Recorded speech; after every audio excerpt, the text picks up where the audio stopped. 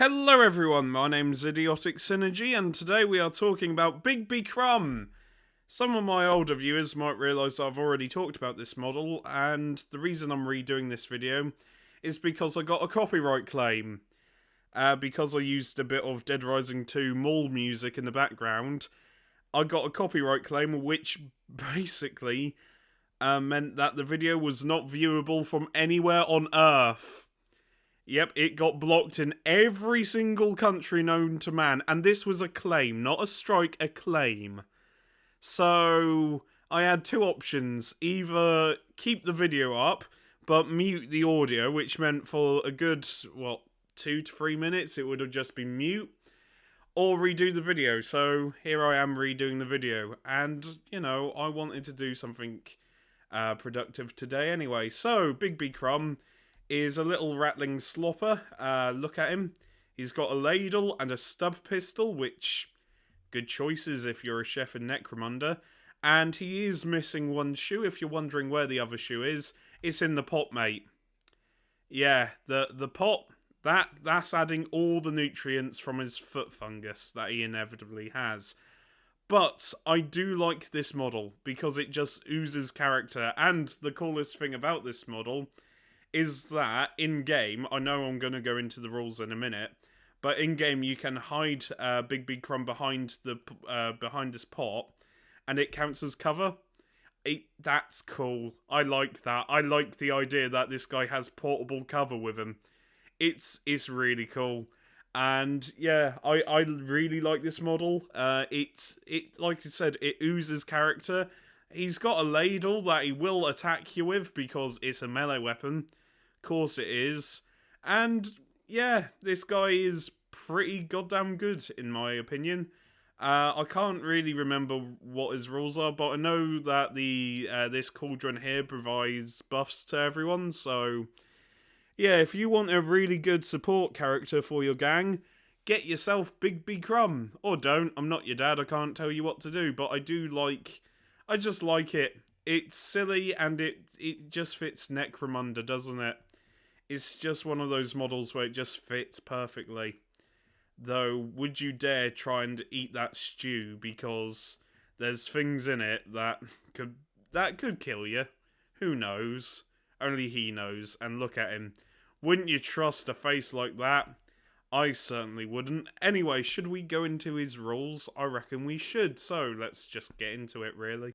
So, these are the rules for Bigby Crumb, and honestly, they're not bad. He is quite fragile, to say the least. Movement 4, weapon skill 5, ballistic skill 4, strength 2, toughness 2, wounds 1, initiative 2 though, which is really quite good, attacks 1, that initiative 2 is really good. I cannot stress how good that is. So he might be small, but my god, he's quite agile. Even though he moves, 4 inches, same as a Goliath, so he's not fast, but he can, just is quite agile, though he is slow. Attacks 1, even though he's got a club and a stub gun.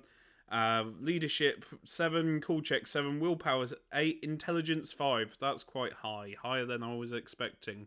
It's been a while since I've covered these rules. So, his weapons, the stub gun and the ladle, which is just a club. It's nothing special, it's literally just a club. But the idea that you can have this guy whacking people in the face with a club and killing them is quite funny. You also have the lie low skill, which I don't know how I feel about that because he is quite a small target anyway, but the lie low skill, basically, when you go prone, no one can target you unless they're within short range.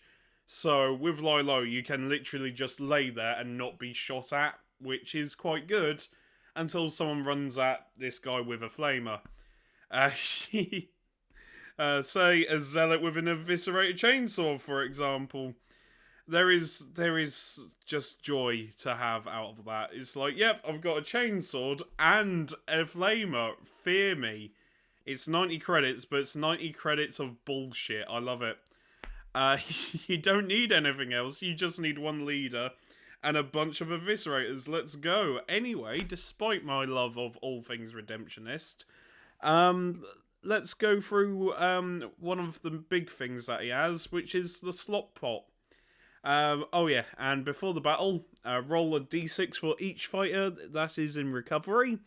On a roll of a 6, they are no longer in recovery because you fed them food.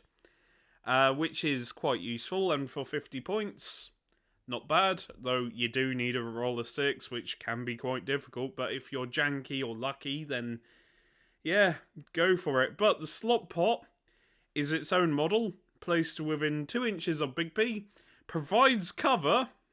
It doesn't just say for Bigby either, so it provides cover for...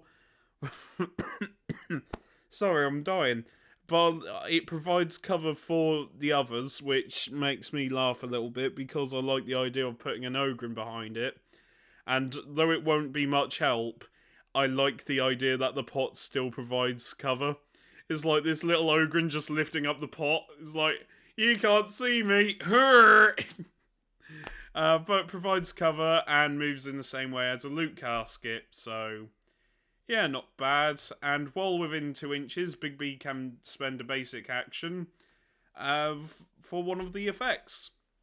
So you have Stinger Spore Stew. Try saying that 5 times fast. Friendly fighters within 2 inches counts as having an assist while making a recovery, which is quite nice. Friends and Fondue, one of my personal favourites. Friendly fighters within 2 gain Nerves of Steel and True Grit. Very good if you're running a really melee heavy gang, say Corpse Grinder Cult or Ogrins.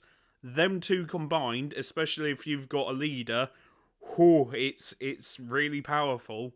Because if you've got an Ogren leader and you're giving him, I don't know, say Headbutt, though having a fighter with those 2 skills is very nice. Or an even better combination is if you have if you have the terrifying trait, which if you're playing Corpse Grinder Cult is a special sort of mask that you have, and combined with them two, it's a brutal combination.